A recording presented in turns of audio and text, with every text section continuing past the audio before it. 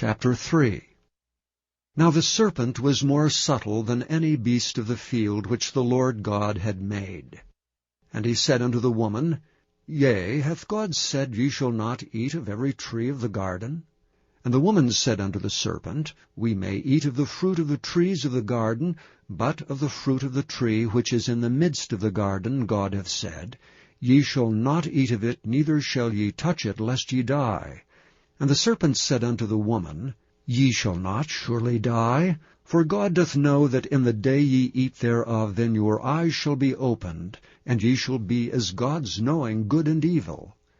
And when the woman saw that the tree was good for food, and that it was pleasant to the eyes, and a tree to be desired to make one wise, she took of the fruit thereof, and did eat, and gave also unto her husband with her, and he did eat. And the eyes of them both were opened, and they knew that they were naked, and they sewed fig leaves together, and made themselves aprons. And they heard the voice of the Lord God walking in the garden in the cool of the day, and Adam and his wife hid themselves from the presence of the Lord God amongst the trees of the garden. And the Lord God called unto Adam, and said unto him, Where art thou? And he said, I heard thy voice in the garden, and I was afraid, because I was naked, and I hid myself. And he said, Who told thee that thou wast naked?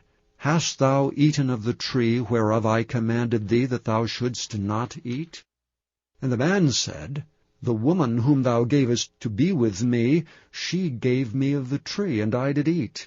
And the Lord God said unto the woman, What is this that thou hast done?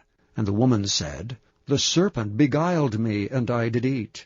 And the Lord God said unto the serpent, Because thou hast done this, thou art cursed above all cattle, and above every beast of the field. Upon thy belly shalt thou go, and dust shalt thou eat all the days of thy life. And I will put enmity between thee and the woman, and between thy seed and her seed. It shall bruise thy head, and thou shalt bruise his heel. Unto the woman he said, I will greatly multiply thy sorrow and thy conception. In sorrow thou shalt bring forth children, and thy desire shall be to thy husband, and he shall rule over thee. And unto Adam he said, Because thou hast hearkened unto the voice of thy wife, and hast eaten of the tree of which I commanded thee, saying, Thou shalt not eat of it, cursed is the ground for thy sake. In sorrow shalt thou eat of it all the days of thy life. Thorns also and thistles shall it bring forth to thee, and thou shalt eat the herb of the field.